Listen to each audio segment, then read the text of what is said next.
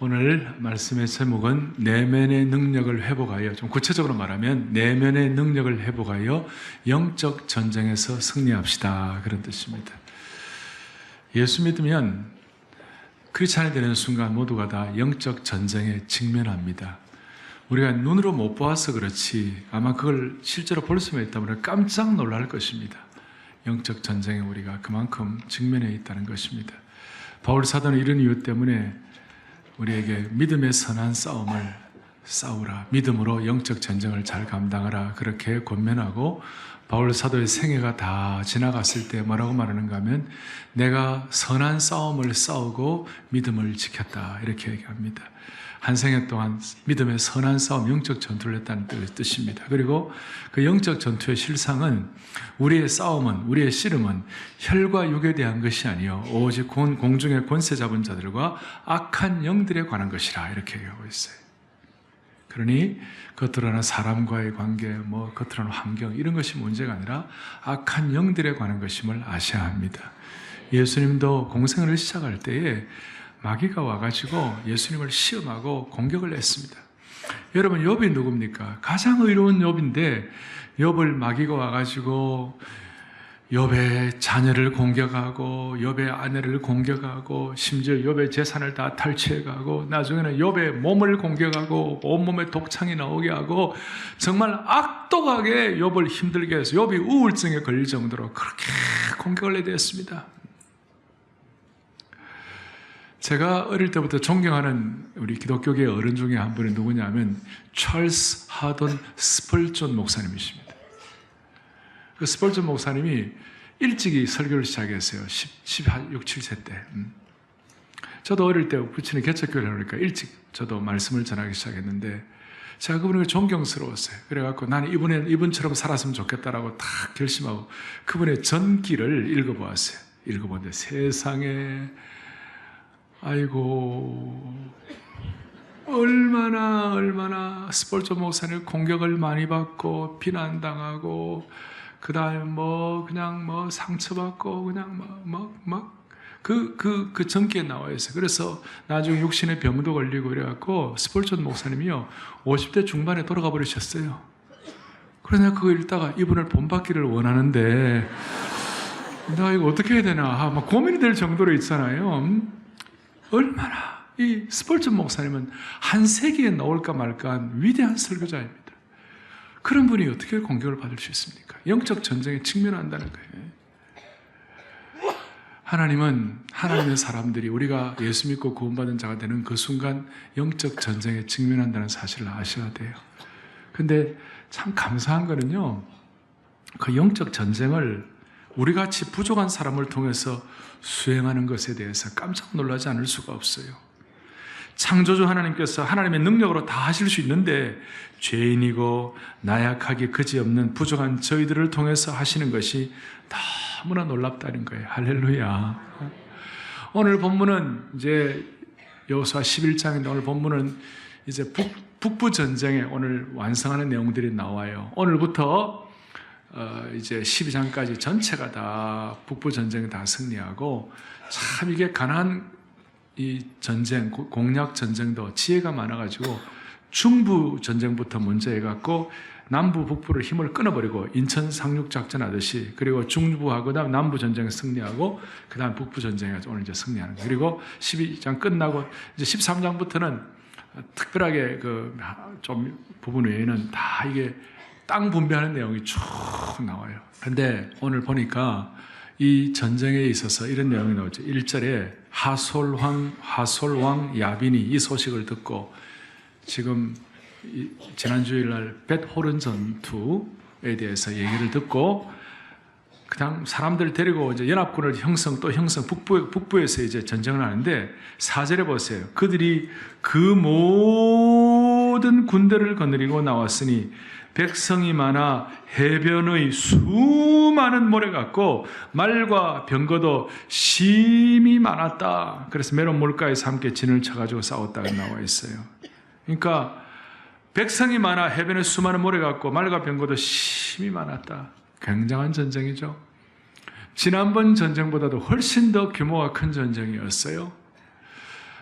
또 이 전쟁은 오늘 보면 뭐 단순히 끝나는 것 같지만 그렇지 않아요. 16절 보세요. 16절.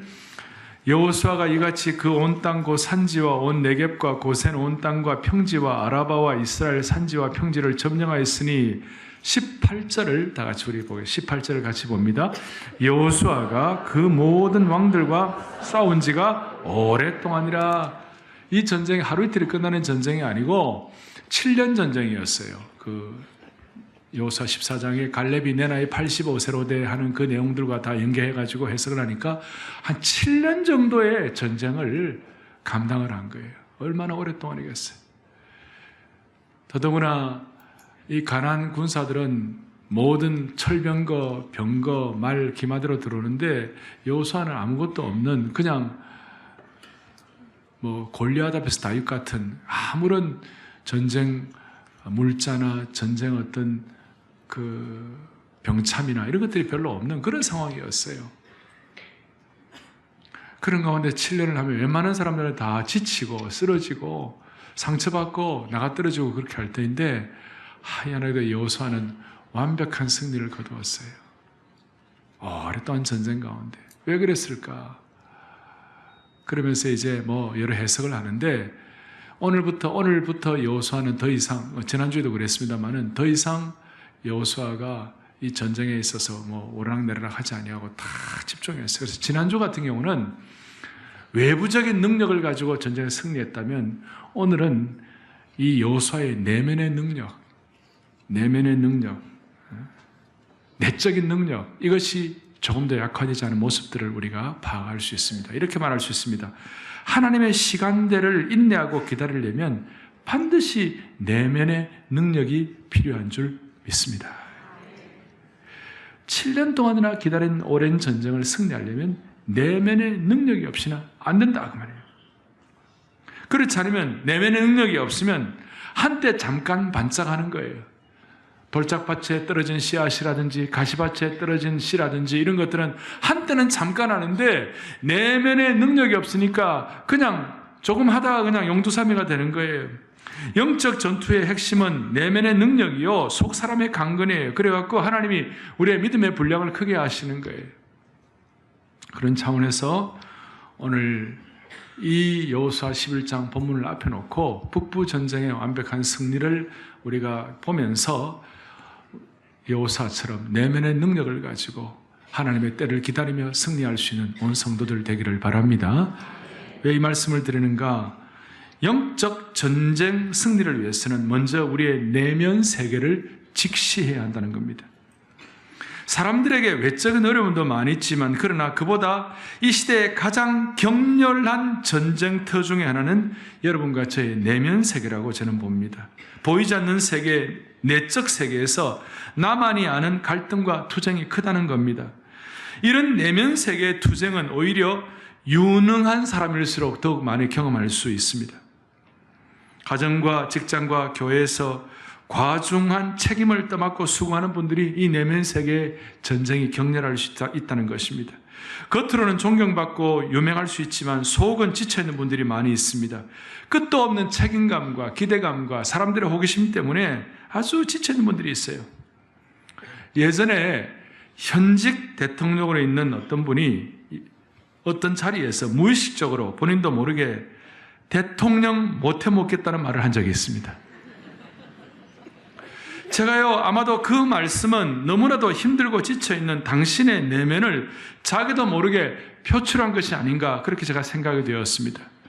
겉으로는 모든 사람들이 부러워하는 자리에 있었지만 막중한 책임 속에서 내면은 견디기 어려울 정도로 힘들고 지칠 수 있었다는 것입니다. 살아가면서 겉으로는 그럴듯해 보이지만 실상 내면은 지쳐가고 삶의 진액을 소진하는 사람들이 어찌 대통령뿐이겠습니까? 우리 모두도 예외가 아닐 것입니다. 지난 6월 달에 직장인 1,100여 명을 대상으로 조사한 결과 95%가 사표를 던지고 싶은 충동을 참고 있다는 거예요. 여기도 95%가 충동적으로 사표를 던지고 싶은 마음이 있다는 거예요. 직장인들만 그러겠어요. 내가 볼 때 주부들도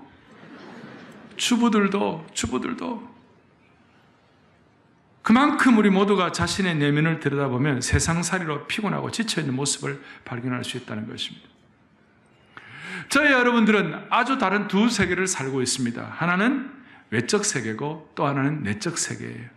외부 세계고 하나는 내적 세계예요. 외부 세계는 퍼블릭 월드, 공적 세계이죠. 이것은 오히려 다루기가 쉽습니다. 이 외부의 세계는 쉽게 평가를 할 수 있습니다. 그의 지도력, 그의 공신력, 그의 위치, 그의 인기도 뭐 이런 것들을 가지고 평가할 수 있습니다.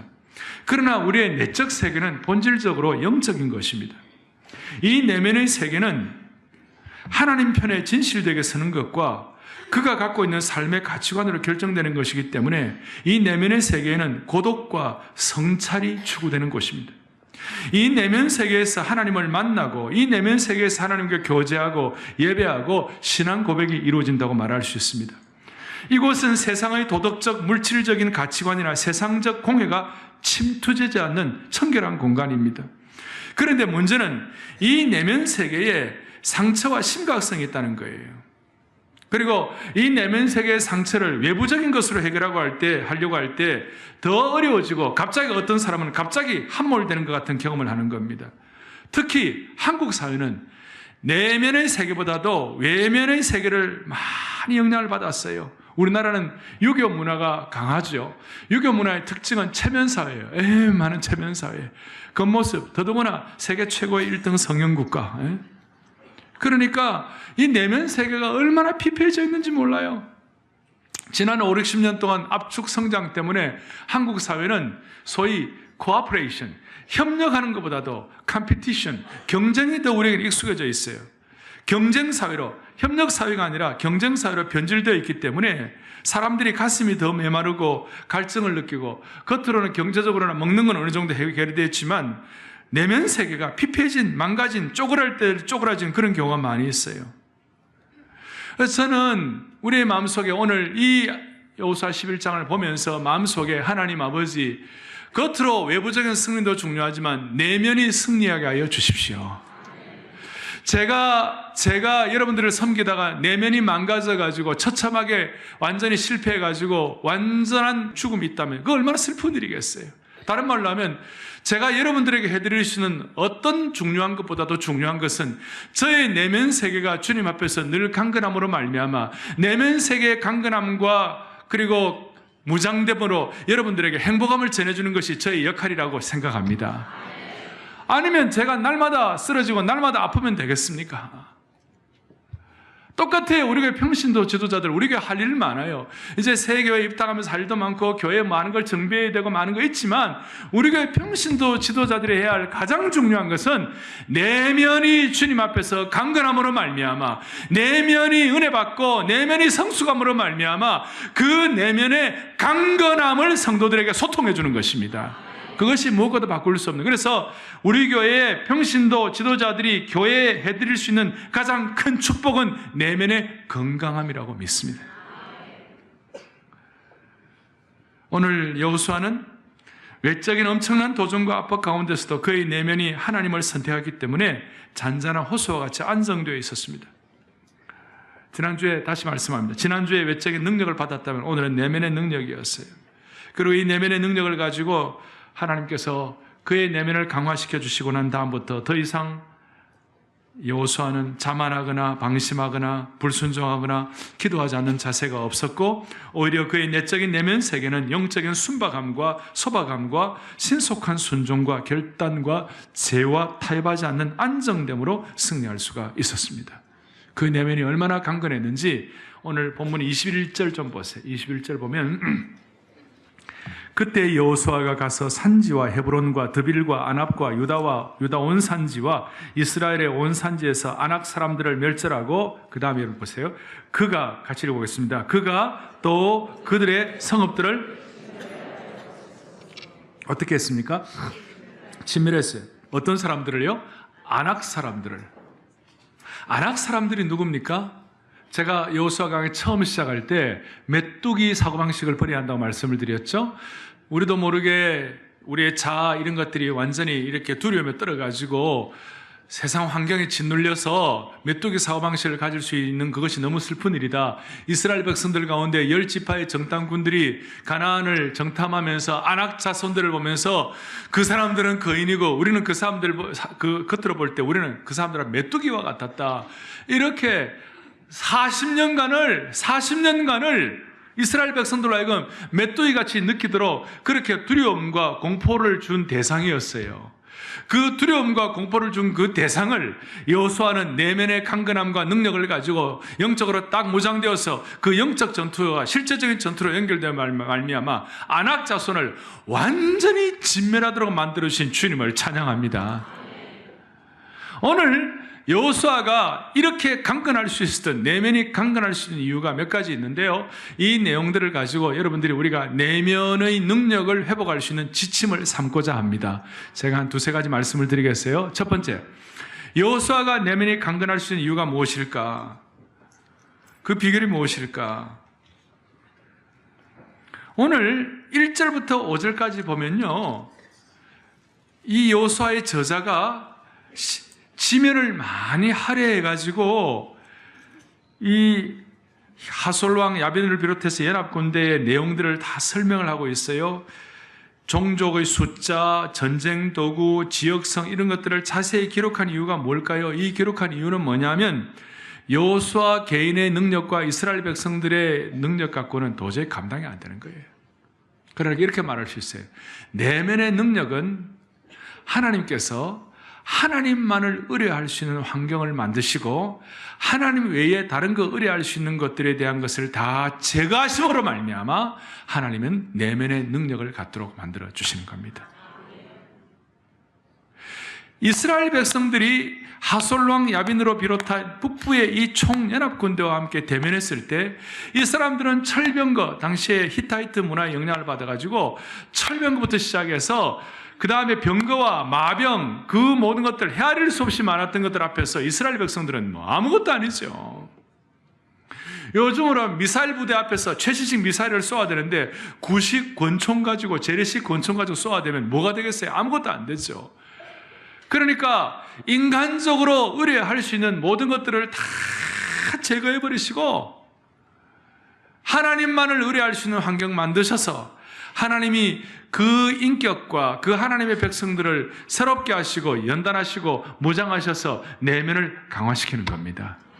하나님의 독특한 하나님의 스타일이세요. 따라서 하나님은 하나님의 백성들, 내면이 강건한 영적 전투에서 승리할 사람들에 대해서 하나님은 혹독하게 다루실 때가 많아요. 하나님의 자녀들 가운데 그의 내면이 강건한 영적으로 전투에 승리할 수 있는 사람들을 하나님이 기대하실 때는요, 그 사람을 혹독하게 다루실 때가 많아요. 사생아는 그렇게 하지 않아요. 여러분 어떠세요? 하나님은 여러분 잘못했는데요, 그냥 하나님께서 그냥 넘어가는 법이 없으시죠? 그냥 잘못된 대로 가만히 계십니까?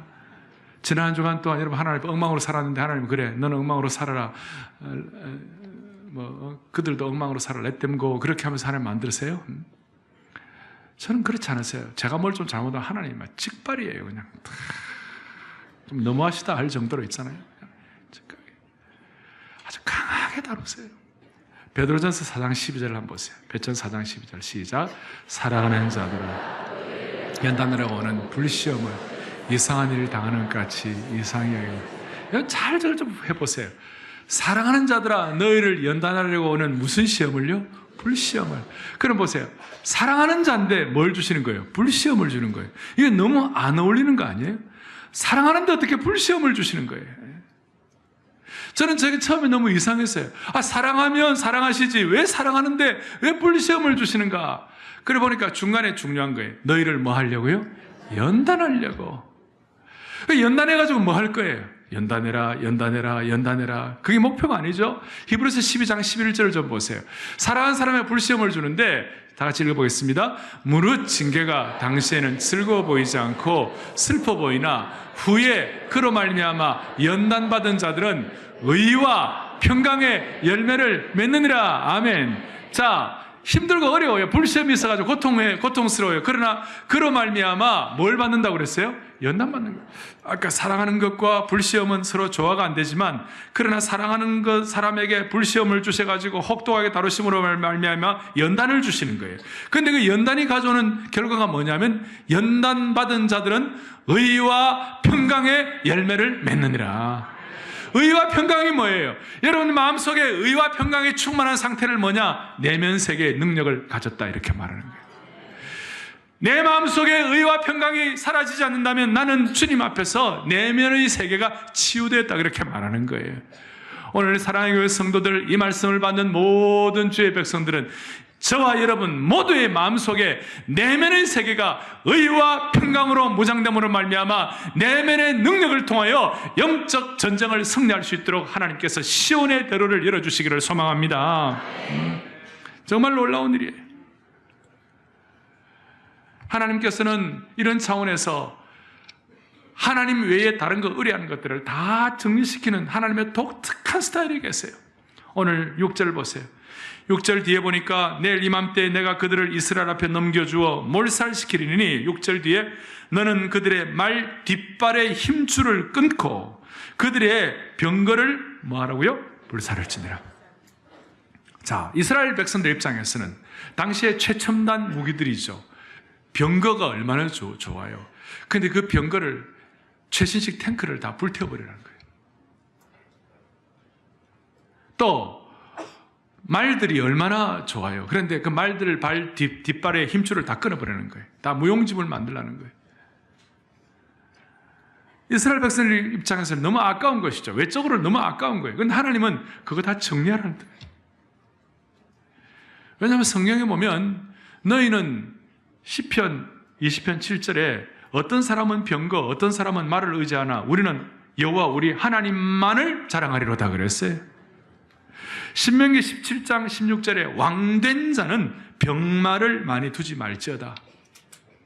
말을 많이 두거나 병거를 많이 두면 그거 의뢰해가지고 하나님 신뢰하는 것 도움이 안 되면 그 사람은 겉으로는 강할지 모르지만 사실 그 속 사람은 피폐할 수밖에 없다, 그 말씀이에요.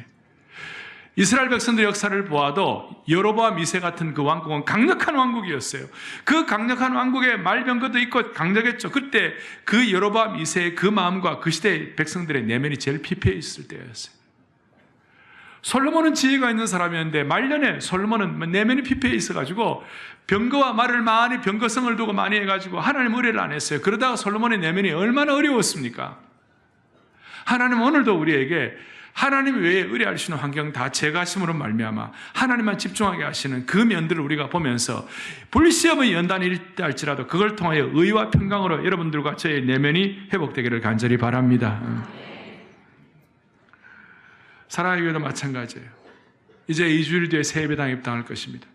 새 예배당에 입당하기 전에 저와 여러분의 겉모습이 아니라 우리의 내면의 능력이 회복되기를 바라요. 이 내면의 능력이 회복되면요, 사람이 깨어져도 괜찮아요. 깨뜨려져도 괜찮아야 부서져야 하리, 깨어져야 하리, 이런 찬송도 있습니다만은 내면의 능력이 깨어진 사람은 그 깨어진 것이 거룩한 슬픔이 되는 거예요. 신령한 슬픔이 되는 거예요. 그 깨어진 것이 거룩한 슬픔, 신령한 슬픔이 되면 그것이 힘들고 어려운 상황이 하나님 앞에 회개로 나타나는 거예요. 그리고 회복으로 나타나는 거예요. 그걸 갈보리로 쫓아가게 되는 거예요.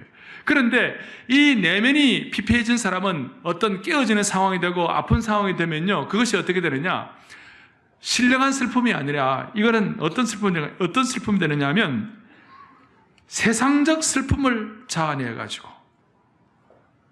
세상적 슬픔이 와가지고 오히려 그 슬픔 때문에, 그 깨어짐 때문에 원망하고 후회하고 쓴뿌리 나고 이렇게 하시는 거예요. 오늘 우리 모두는 세상적 거짓된 슬픔, 세상적 후회되는 슬픔이 아니라 하나님의 신령한 슬픔, 하나님의 거룩한 슬픔 때문에 우리의 내면이 깨어지는 상황에서도 회복되기를 원합니다. 이렇게 될 때 우리에게는 완고함이 녹아지고 우리의 권리가 버려지고 어리석은 교만이 정리되고 그렇게 합니다. 여러분, 혹독한 날씨와 겨울을 이겨내기 위해서 독감 예방주사를 맞는 것처럼 하나님은 자주 하나님의 자녀들에게 주님만을 신뢰하는 예방주사, 그 예방주사를 통하여 내면의 능력을 회복하기를 원하신 줄 믿으십시다. 두 번째 지침은 뭐냐면 이 내면의 능력이 회복되기 위해서는 여호수아는 오늘 이런 경험을 했습니다마는 특별히 6절 앞부분에 여호와께서 여호수아에게 이르시되 그들로 말미암아 두려워하지 말라. 여호와께서 여호수아에게 이르시되라고 하나님이 불러주시는 음성이 있어요. 곳곳마다 그것이 나와요. 거기서 이렇게 말할 수 있어요. 하나님의 부르심에 의한 인생을 살 것인가, 아니면 일에 쫓기는 인생을 살 것인가. 한때 고통을 겪었던 골든 맥도날드 목사님이라고 계세요. 그분이 내면 세계의 질서와 영적 성장을 유명한 책을 쓰셨죠.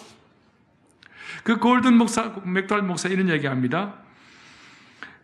속 사람과 내면 세계가 능력이 있느냐 없느냐, 혹은 속 사람과 내면 세계가 정리되었느냐 안 되었느냐의 차이가 어디서 나타나냐면, 이 사람이 일에 쫓겨다니는 사람이냐, 늘 알죠, driven people이냐, 아니면 위로부터 부르심에 의하여 사는 사람인가, called people이냐, driven people이냐, called people이냐, 일에 쫓겨다니는 사람이냐, 아니면 부르심에 의해서 사는 사람인가에서 결정된다는 겁니다. 오늘 이 예배에 오신 모든 분들은 주님이 부르신 부르심의 소명에 의해서 사는 인생 되기를 바랍니다. 그래서 제가 늘 말씀드리죠. 사명이 목숨보다 중요하다 이 말이에요. 내가 위에서 부르신 부르심에 의하여 쫓아가노라는 그 부르심에 의하여 오늘도 우리 자신의 미션 스테이트먼트를 점검해 봐야 돼요. 괜찮으시다면 이번 한 주간 동안 하나님의 앞에서 나를 부르시는 부르심이 뭘까? 내 생애를 붙잡는 말씀이 뭘까? 내 생애에 집중력 있게 쭉 해서 내 생애에 가장 중요한 소명이 무엇이고 사명이 무엇인가? 어떤 경우에도 흔들리지 않는 나의 부르심이 무엇인가? 기독교 철학자 킬케고르가 덴마크의 코펜하겐 대학의 신학생 시절에 그가 22살 되었을 때 일기를 이렇게 썼습니다. 온 천하가 다 무너지더라도 내가 이것만은 꽉 붙들고 놓을 수가 없다. 내가 이것을 위해 살고 이것을 위해 죽을 수 있는 나의 사명을 발견해야 한다. 22살 때. 온 천하가 무너지더라도 꽉 붙잡을 수 있는 그 사명, 부르심, 일에 쫓기는 것이 아니라 사명에 의해 사는 그런 축복이 우리에게 있으면 좋겠어요. 바울은 이걸 알았기 때문에 살아도 주를 위해 살고 죽어도 주를 위해 죽는다고 그러고, 구체적으로 복음 증거하는 일을 마치려면 나의 생명을 조금 더 귀한 것으로 여기지 아니하노라.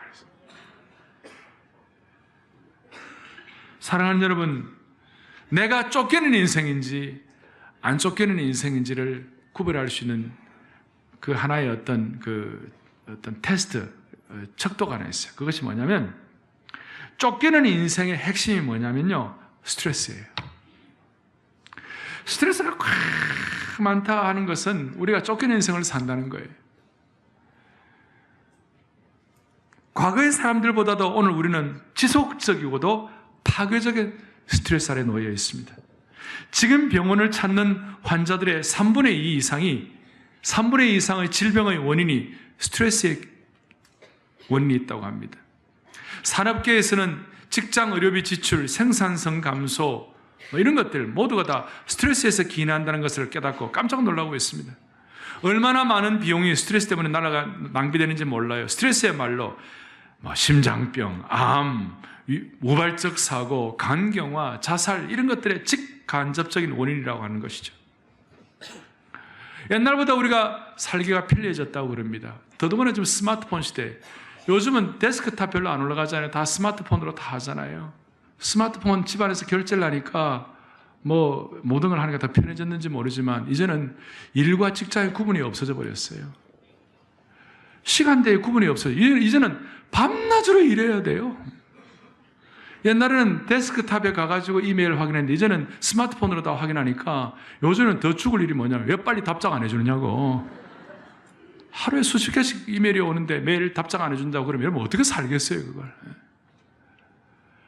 직장, 그리고 요즘은 공간적인 제한도 없어져 버렸어요. 이제 국제적인 시대가 돼가지고 밤낮으로 살아야 되는 거예요. 재택근무하면 좋을 것 같은데 오히려 더 꽉 채고 있는 거예요. 그래서 요즘 나타나는 현상이, 스트레스 때문에 나타나는 현상이 뭔지 알아요? 디지털 치매 현상이 왔어요. 저는 하나님이 저한테 무슨 전화번호 외우는 은혜를 좀 주셨어요. 그 외우는데 요즘엔요, 어떤 현상이 일어났냐? 제 번호도 모르겠어요. 즐겨찾기에 다 얹어놓고 이제는 안 하잖아요. 이게요, 말로 다 해서 스트레스를 가져요. 내 마음에 쉬는 공간이 없어졌어요, 지금. 모두가 다 쫓기는 인생에 직면해가지고 내면의 능력이 너무너무 약해진 거예요. 그러니까 전에는 참을 수 있는 거예요. 지금 참지를 못해요, 사람들이. 참지를 못해요. 수요일 날 저희 교회 무슨 일이 있었냐면 요즘 특별 수요 예배 드리잖아요. 35년 동안 주신 은혜를 우리가 감사하면서 선교사에게 대해서 지난 수요일 날 우리가 감사하고 이랬어요. 저희 교회 파송 선교사님 가운데 저 중국 저 어떤 한 그 척박한 지역에서 이 성경 번역 선교하시는 분이에요. 하루 이틀 만에 번역이 되겠습니까? 적어도 뭐 여러 수에 10년, 20년 이렇게 해가지고 신약을 다 완간을 해서 저희 교회에 이렇게 증정을 하는데 제가 그걸 이제 대신 받게 됐는데요. 내가 그걸 받으면서 내가 참 많이 반성을 했어요. 이렇게 성경 번역에서 주시는 이 주선교사님 얼굴은 내면이 다 안정된 얼굴이요. 그걸 받는 오 목사는 더 평안한 얼굴이었으면 좋겠는데 하여튼 많은 걸 생각을 했어요. 내면이 안정된 분들을 우리가 보면 기쁘고 감사해요. 여러분 좀 그렇게 됐으면 좋지 않겠어요? 겉이 좋다고 좋은 거 다 아니죠? 사울왕을 좀 보세요. 사울왕은요, 쫓기는 인생의 전형적인 대표예요. 사울왕은 어릴 때부터 세 가지 축복을 받았어요. 외모를 받았어요. 어릴 때부터 부자였어요. 세 번째, 강건했어요. 체격이. 요즘으로 말하면 부모로부터 완전히 엄친아가 돼요. 엄친아들. 그런데 사울왕은 쫓기는 인생의 대표였어요. 그가 막 나중에 일에 쫓기고 내면이 안정되어 있지 않으니까 사무엘 선지자가 와서 제사를 드려야 하는데 시간 조금 늦게 오니까 견디질 못해가지고 급박하니까 그냥 자기가 제사를 드려버렸어요. 그 이후에 사울왕의 삶의 역사는 너무나 비참했어요.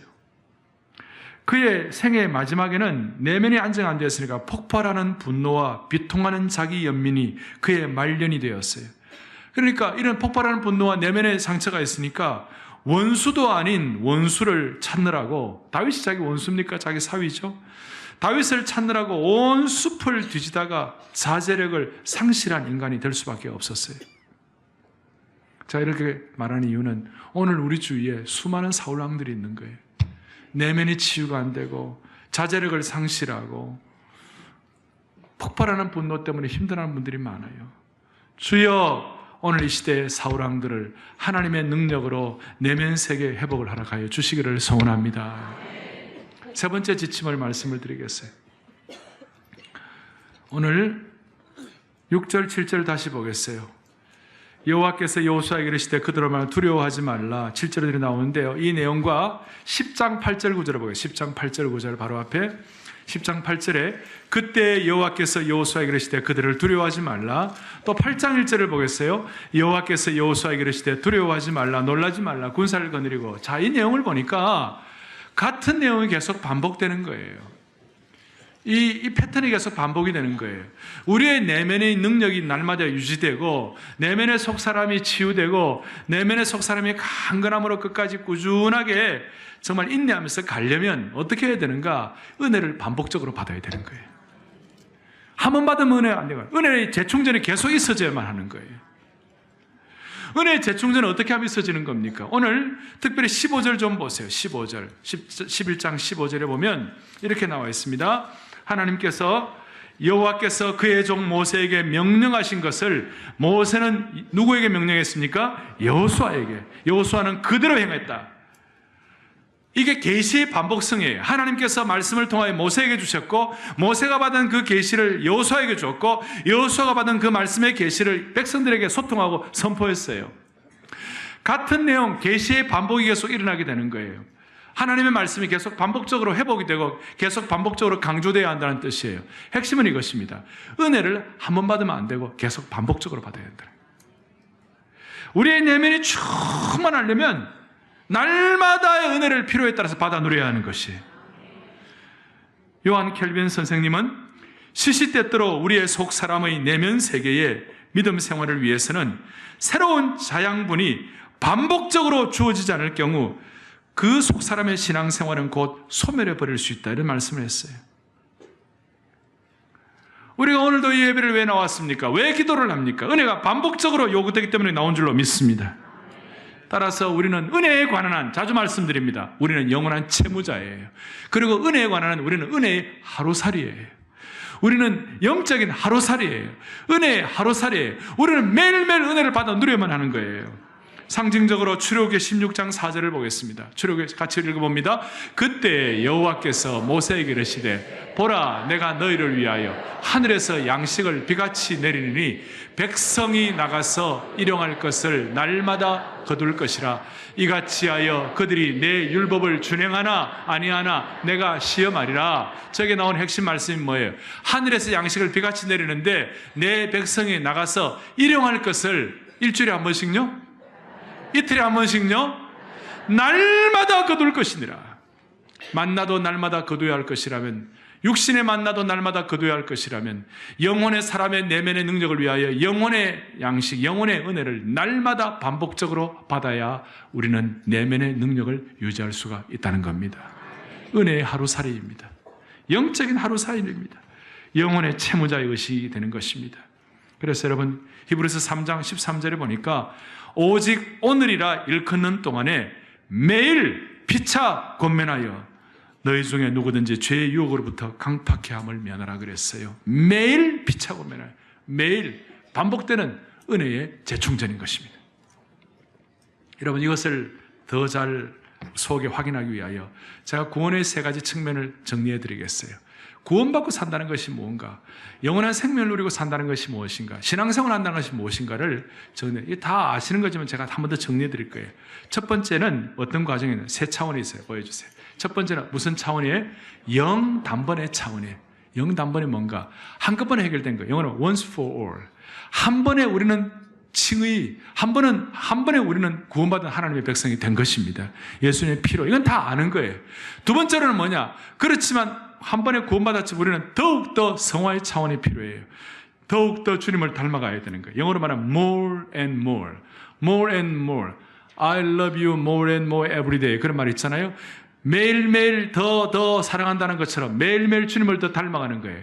그런데 오늘 우리가 내면의 성화를 위해서는 세 번째가 제일 중요한 거예요. 세 번째가 뭐냐면 다시 또 다시의 차원이에요. 이거는 again and again이에요. 우리는 영단번, once for all로 우리는 구원받았어요. 또 주님을 닮아가기 위하여 날마다 more and more, 날마다 더욱더 주님을 닮아 노력해요. 그렇지만 이것이 가능케 되는 내면의 능력이 필요한데, 그 내면의 능력은 다시 또 다시, 저를 따라하세요. 다시 또 다시, 다시 또 다시의 은혜를 받읍시다. 아멘. Again and again이에요. 영적인 하루살이에요. 다시 또 다시예요. 많은 사람들이 예수 믿고 많은 사람들이 이 다시 또 다시의 지점에서 실패하고 있어요. 다시 또 다시의 겸허한 마음, 가난한 마음을 잃어버렸어요. 오늘 이 은혜를 우리 모두에게 허락해 주시기를 원합니다. 그리고 앞장서서 일하는 분들일수록, 다른 사람의 영향력을 끼치는 사람일수록 내면이 더욱 피폐해지기 쉽기 때문에 이것을 더욱 삼어야만 합니다. 오늘 찬양대가 하나님께 귀한 찬양 올려드렸어요. 정말 찬양대가 하나님 앞에 위대한 찬양, 영광스러운 찬양을 올려드려가지고 이 예배에 참석한 분들 가운데 찬양대 찬양만 듣고도 예수 믿어버렸다. 여러분, 그렇게 하는 찬양들을 마귀가 가만히 두겠어요? 그렇게 영광스러운 찬양들을 마귀가 가만히 두겠어요? 공격하는 것이죠. 영적으로 성숙해가지고 그 성숙한 하나님의 사람을 통하여 수많은 사람들이 변화되었다. 마귀가 가만히 두지 않는 거예요. 하나님이 기뻐하시는 교회, 하나님이 능력을 나타내는 교회, 하나님의 신실하심을 가지고 하나님의 마음과 뜻을 펼치는 영광스러운 교회 역할을 제대로 감당한다 할 때 마귀가 그걸 가만히 두겠어요? 헌신된 교회일수록, 헌신된 사람일수록 더욱 놀라운 마귀의 타켓이 될 가능성이 크다 이 말이죠. 그러니까 우리가 정말 우리 교회가 하나님께 영광 돌린다면 우리를 마귀가 공격할 가능성이 많다 이 말이에요. 이걸 어떻게 해결합니까? 내면의 능력을 가지고 해결을 해야만 하는 것이에요. 세 가지 말씀을 드렸어요.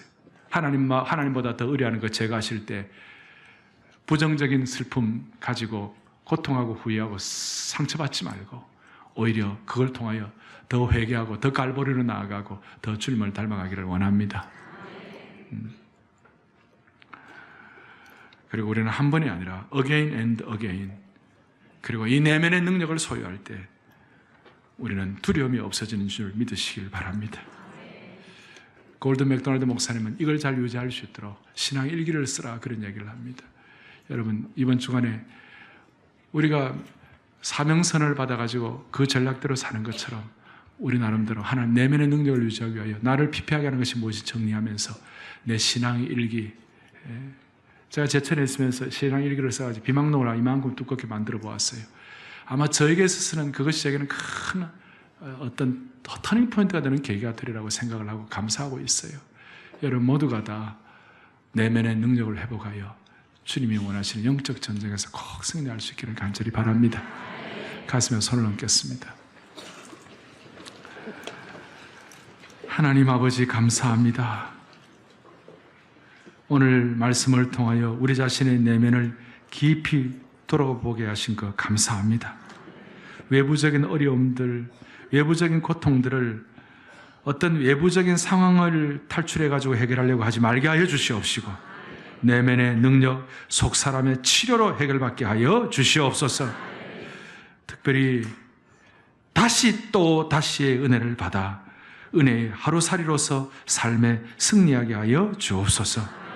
겉으로 짓는 교회뿐만 아니라 우리의 속 사람의 내면의 건축도 잘 마무리할 수 있도록 은혜 위에 은혜를 덧입혀 주시옵소서. 예수 그리스도 이름 받들어 간절히 기도 올리옵나이다. 아멘.